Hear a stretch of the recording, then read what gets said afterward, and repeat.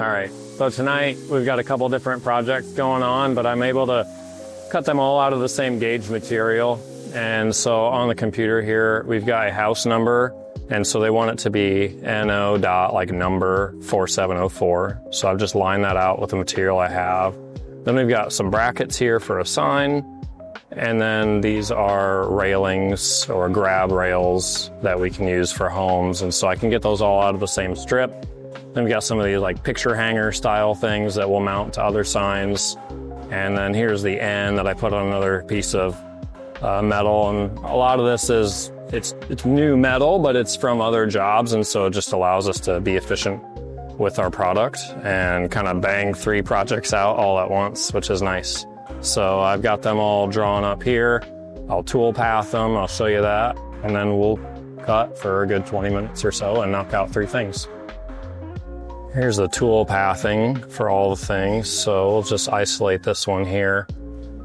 And see these green lines, kind of our ins and outs. I might have shown this in a previous video, but the CNC will follow these paths, come in, come out, and it'll just kind of allow me to map things out. So I actually have it working front to back. And so I'll move my clamps on the table as we go. I initiated a pause in here, just things that I can do to help my workflow, and also prevents the metal from warping, keeps it in track. If I were to just let the computer do what I wanted and it would pick all over, it could warp, and then that would just cause issues. I have to recut, redraw, things like that. So just kind of working ahead and being able to predict the issues that might occur, just based on my experience so far, has really helped. So we can cut things one time versus having to cut things twice.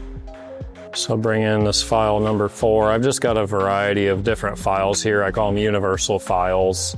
I overwrite them continuously.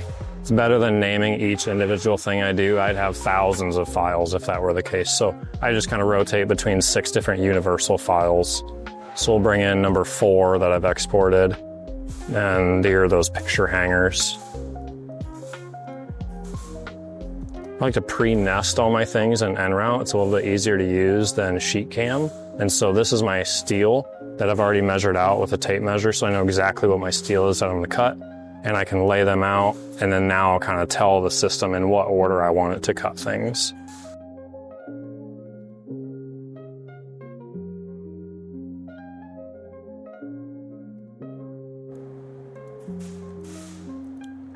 Okay, so kind of looks like a mess here, but really what I've done is I've told the computer to go right to left, so it's going to do this rightmost row, then the one next to it, and next to it, and next to it. That way, as I'm following along with the magnet, I'll be here, and so I can pull these items as they come off. If I have it start on the left and go right, as I'm trying to magnet it, the machine's going to move over and kind of kick me out of the way. And so just from experience, again, I know that it's better to retrieve them off the right side and have it work left toward its home.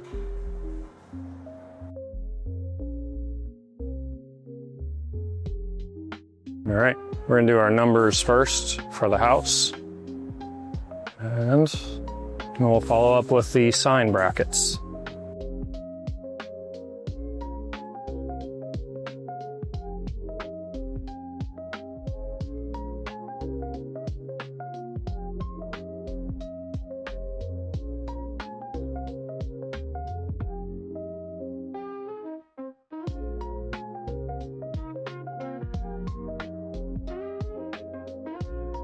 So it just cut out these numbers here. I told it to come over here and pause. I'll move my clamps over, and then I'll just hit go again, and it'll run the bracket.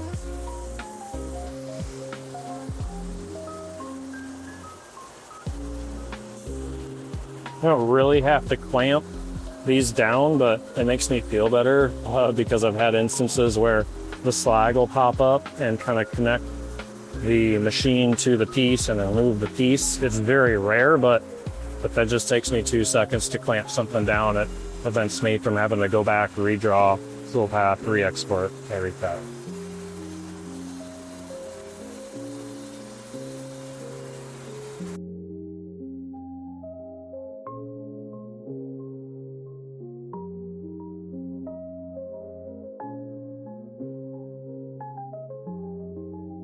sheet of metal is about the perfect width for the pieces we're cutting, so I nested it. It's very tight. We'll see how lucky I get. Got about an 1/8 inch here and about an 1/8 inch there. Looks like it'll be fine. Sometimes I kind of push the limits of what I can get away with.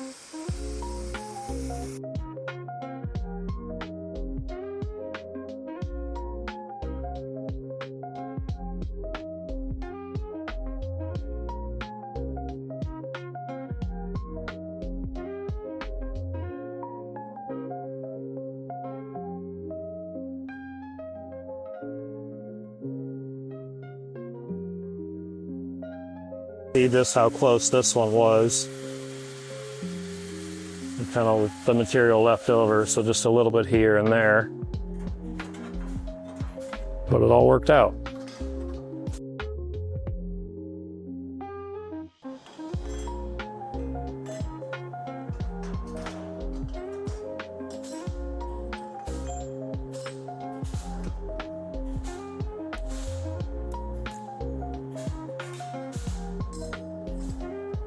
And sometimes I'll set things on the concrete just to let it cool a little bit.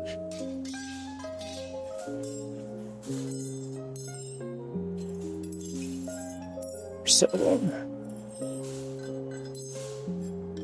4, and then we'll need the N and then the dot.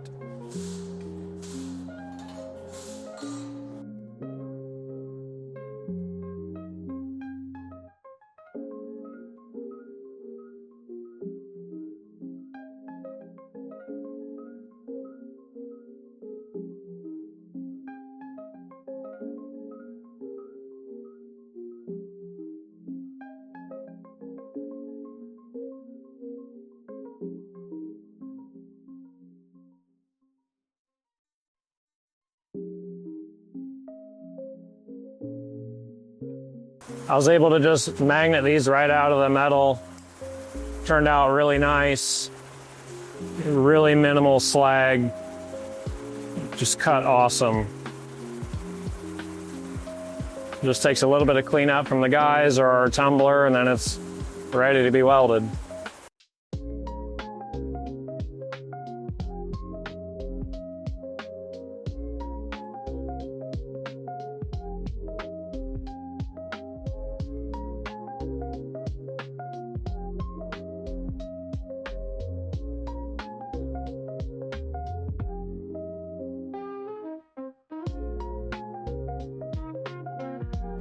I'm going to show you something kind of nerdy about what we found in the software.